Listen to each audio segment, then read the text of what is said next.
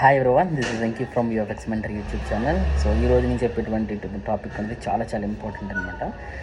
So ఈ మధ్యన ఏం చేస్తున్నారంటే పలానా కంపెనీలో ఓపెనింగ్స్ ఉన్నాయని కానీ, సో మా కంపెనీలో ఓపెనింగ్స్ ఉన్నాయి, మా కంపెనీలో ఫ్రీలాన్స్ వర్క్ ఉంది అని చెప్పి చాలామంది విఎఫ్ఎక్స్ ఆర్టిస్ట్ని హైర్ చేసుకుంటున్నారు. సో ఫ్రీలాన్స్ పర్పస్ కానీ, అదేవిధంగా శాలరీ వైజ్ కానీ హైర్ చేసుకుంటున్నారు. హైర్ చేసుకున్న తర్వాత వర్క్ చేయించుకున్న తర్వాత సో మనీ అనేది చాలా చాలా డిలే చేస్తున్నారు.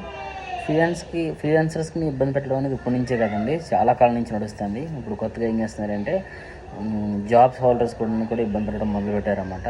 సో ప్రస్తుతానికి ఇలా విఎఫ్ఎక్స్ ఇండస్ట్రీ స్ట్రగుల్లో ఉంది. ఎలాగైనా సరే ఉంటారనే ఉద్దేశంతో ఏంటో తెలియదు కానీ సో వర్క్ చేయించుకుంటున్నారు. వర్క్ చేయించుకున్న తర్వాత శాలరీస్ ఇవ్వకుండా తిప్పించుకుంటూ ఉంటున్నారు.